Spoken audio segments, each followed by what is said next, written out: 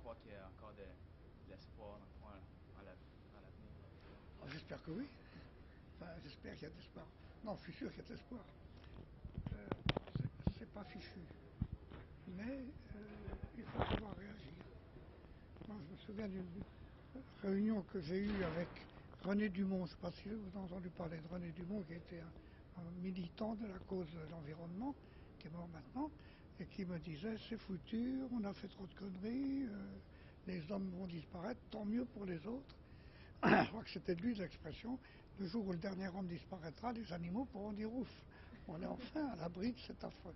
Bon, alors moi, comme je suis grand-père, j'ai pas envie de léguer à mes petits-enfants une terre complètement condamnée.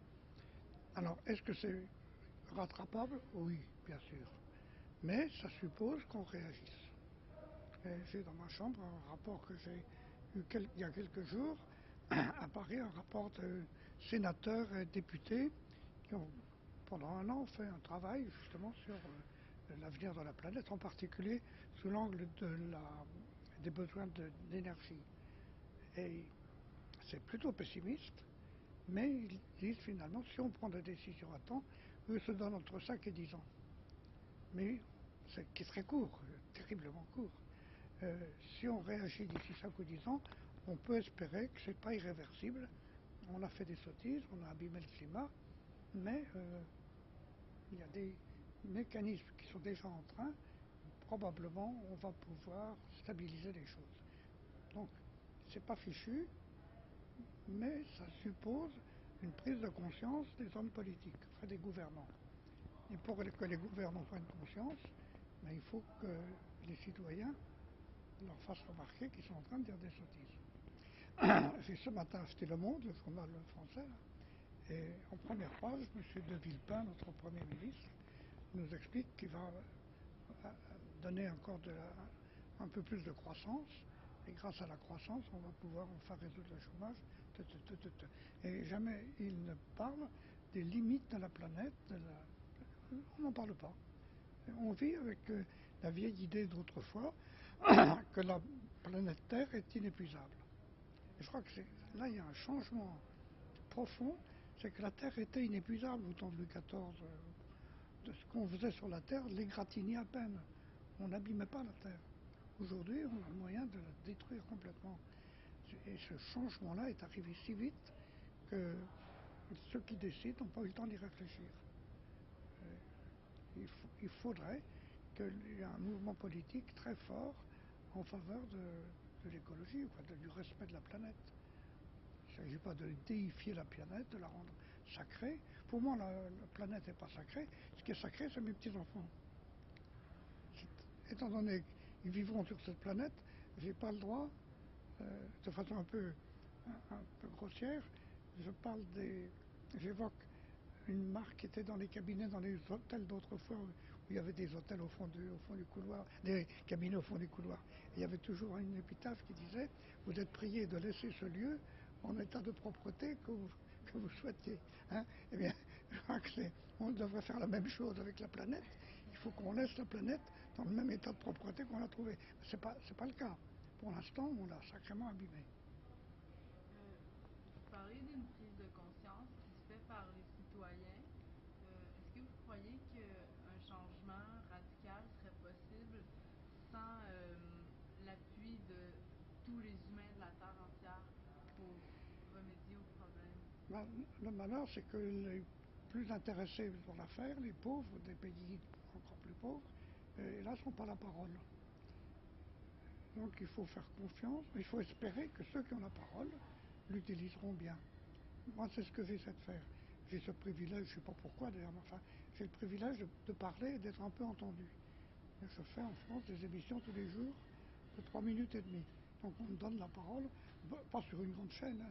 C'est France Culture, donc c'est écouté par 50, 100 000 personnes, mais quand même, tous les jours, je radote mon histoire sur des sujets différents, ça revient toujours au même, respect de la planète. Donc ce qu'il faudrait, c'est que ceux qui ont la parole l'utilisent pour ça. Ça commence à venir, des gens comme Edgar Morin, chez vous il y a M. Dansereau, qui font leur métier. Hubert Reeves, tous ces gens-là attirent l'attention en disant attention, vraiment, il est temps. Est-ce que votre mode de vie a changé depuis que vous êtes impliqué dans cette cause-là, puis depuis que vous avez pris conscience des problèmes? Moi, j'utilise ma voiture le moins possible, mais d'abord, ça ne sert à rien d'avoir une voiture dans Paris, parce que on va de feu rouge en feu rouge et on ne peut pas stationner, et puis enfin, alors, oui, je pense que dans ma façon de vivre, il y a de moins en moins d'inconscience. Mais il y en a encore. Je vais demain matin prendre l'avion pour New York. Ma famille viendra de Paris à New York en avion. C'est des choses à ne pas faire, mais j'ai pas le choix.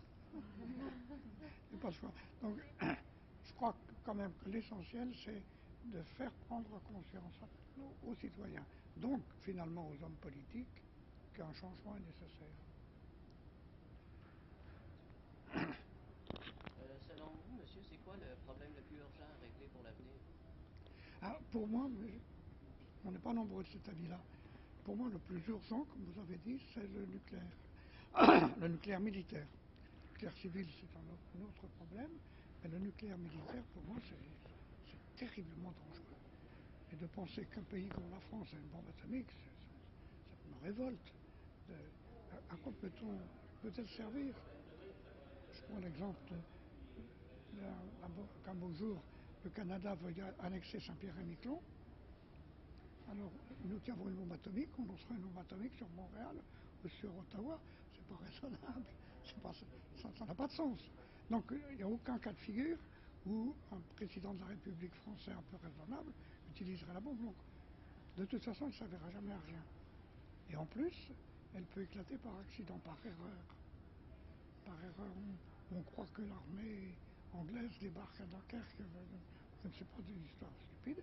Eh bien, là, il peut y avoir une espèce de réaction en chaîne où la France envoyera une bombe, Israël dira pourquoi pas moi, et de proche en proche, c'est le fameux hiver nucléaire. Et vous connaissez le concept d'hiver nucléaire? Hiver nucléaire, nuclear winter. C'est-à-dire que dans les années 81-82, il y a eu des groupes de travail réunis avec des Américains et des Soviétiques à l'époque. C'est encore l'URSS. Et ils ont essayé de répondre à la question, que se passerait-il s'il y avait une guerre nucléaire où on envoie, je crois, 10% du patrimoine, de la collection de bombes nucléaires que l'on a. Par exemple, les Américains veulent détruire l'URSS ou l'URSS veut détruire les États-Unis. Du premier coup, ça marche. Vous envoyez 1000 bombes sur autant de villes de l'adversaire, des bombes de 100 kilotonnes, pas bien grosses, et vous regardez ce qui se passe. Ce qui se passe, c'est la mise en place de nuages de fumée radioactive qui se met à tourner autour de la planète. Au bout de 15 jours, tous les êtres vivants évolués de l'hémisphère nord auraient disparu. Ça serait un petit peu plus long pour l'hémisphère sud, surtout que les gens qui ont des bombes atomiques, c'est plutôt l'hémisphère nord. Bon. Donc, mais de toute façon, au bout de quelques mois, il resterait très probablement plus aucun être humain. On appelle ça l'hiver nucléaire, le nuclear winter. Mais plus jamais personne n'en parle. Ça a été diffusé dans des revues sérieuses comme Nature, Science, etc., en disant toute la logique de la défense des différents États est à revoir, puis depuis on n'en parle plus. Alors, on vit toujours avec la logique que quand on est en bataille, c'est le plus fort qui gagne. Alors c'est même plus vrai. Nous les Français, on est assez forts pour détruire le Canada. Et en quoi est-ce que c'est une bataille que l'on gagne? Dans les 15 jours, on disparaît. Par conséquent, c'est une arme qui ne peut servir qu'au suicide collectif. C'est pourquoi je crois que c'est ce qui est le plus urgent, c'est d'éliminer l'arme du suicide collectif. Après, il y aura d'autres priorités, mais il faudrait commencer par là. Malheureusement, je l'entends dire par personne.